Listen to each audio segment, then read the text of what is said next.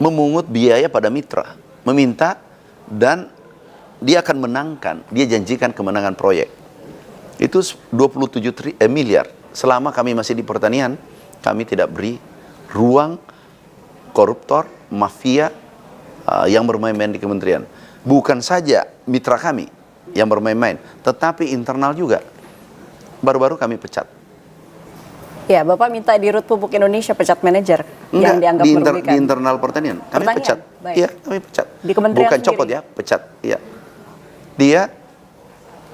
Dia apa ya? Memungut biaya pada mitra, meminta, dan dia akan menangkan, dia janjikan kemenangan proyek. Itu 27 miliar. Yang terrealisasi 10 miliar. Aku tanya, ngaku, aku pecat. Nggak bisa dia mengelak. Saya katakan kalau saya tanya Anda tidak mengaku, itu pasti kamu mengaku di tempat lain nanti. Karena orangnya sudah mengadu. Kami kan buka pengaduan. Ada nomor HP pengaduan. Yang merasa disolimi oleh Kementerian Pertanian, lapor sama saya. Pasti kami tindak. Kami lihat di media bahwa harga naik. Kemudian kami mencoba mengecek data BPS. Nah, kami temukan data yang agak janggal. Yang pertama adalah harga di di penggilingan itu turun. Bulan lalu juga harga di penggilingan turun. Tapi di tingkat pengecer kenapa naik? Harusnya kalau di sumbernya turun, harusnya di tingkat pengecer turun. Itu baru masuk akal kan? Nah, kalau ini di tingkat penggilingan turun, tapi di pengecer turun, kan anomali. Oke. Kemudian kita mencoba mencari data di Cipinang. Katanya stok Cipinang itu turun. Yang di sana pusat beras Jakarta, turun stoknya. Kami penasaran, kami cek data 5 tahun. Apa yang terjadi?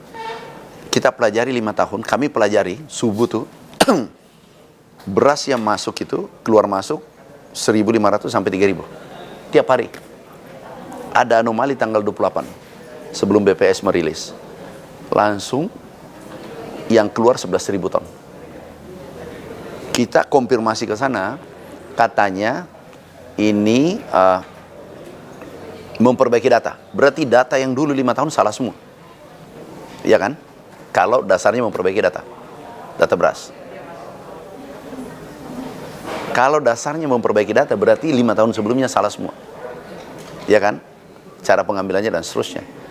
Tetapi kalau mengatakan hari itu keluar, tidak mungkin juga. Karena kita hitung 1.000 truk. 200 truk saja, 300 truk, maksimal 5. Di sana kapasitasnya 500 truk masuk maksimal. Dan itu tidak pernah terjadi. Sampai 1.000 truk keluar satu hari. Itu 11.000 ton.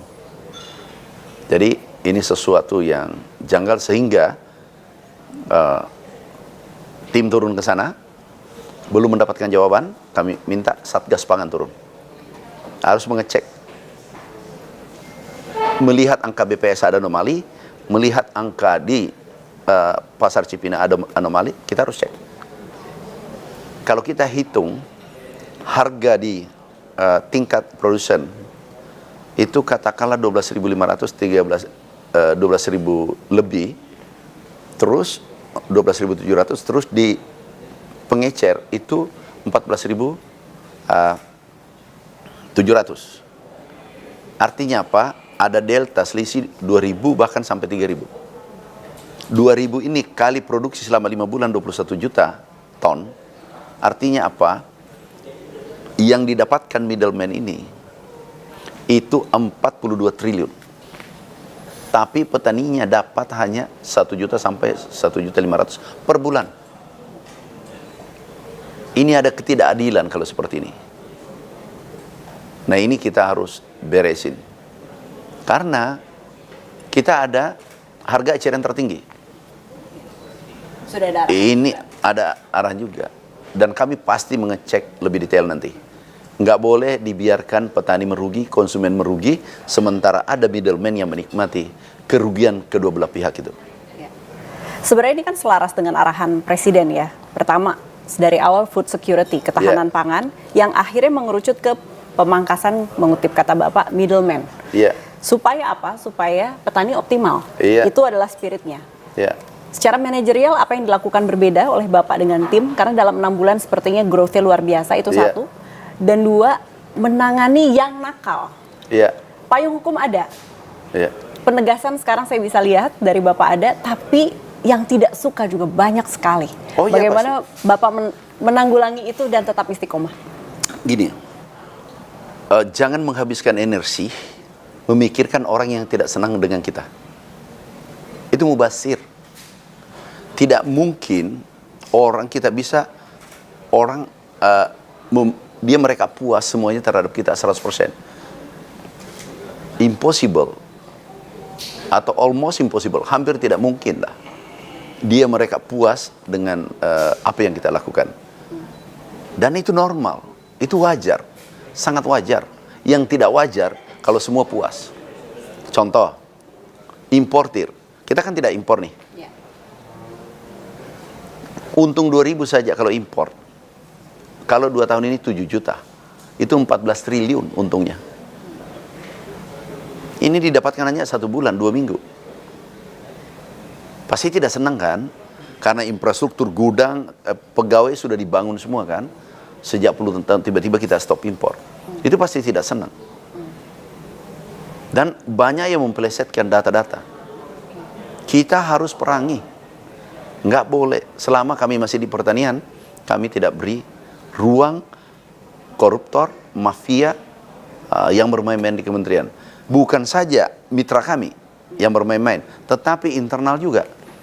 Baru-baru kami pecat.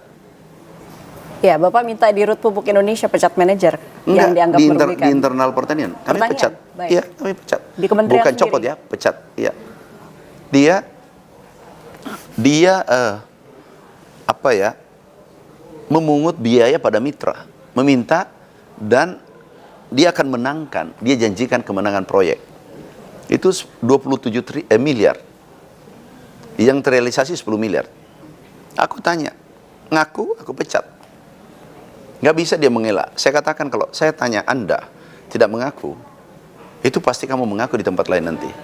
Karena orangnya sudah mengadu. Kami kan buka pengaduan. Ada nomor HP pengaduan. Yang merasa dizolimi oleh Kementerian Pertanian, lapor sama saya. Pasti kami tindak. Jadi nggak usah kita pikirkan ada orang sakit hati. Yang penting, maaf, kami Muslim. Sesuai Al-Quran, Sunnah Rasul, undang-undang, kami jalan.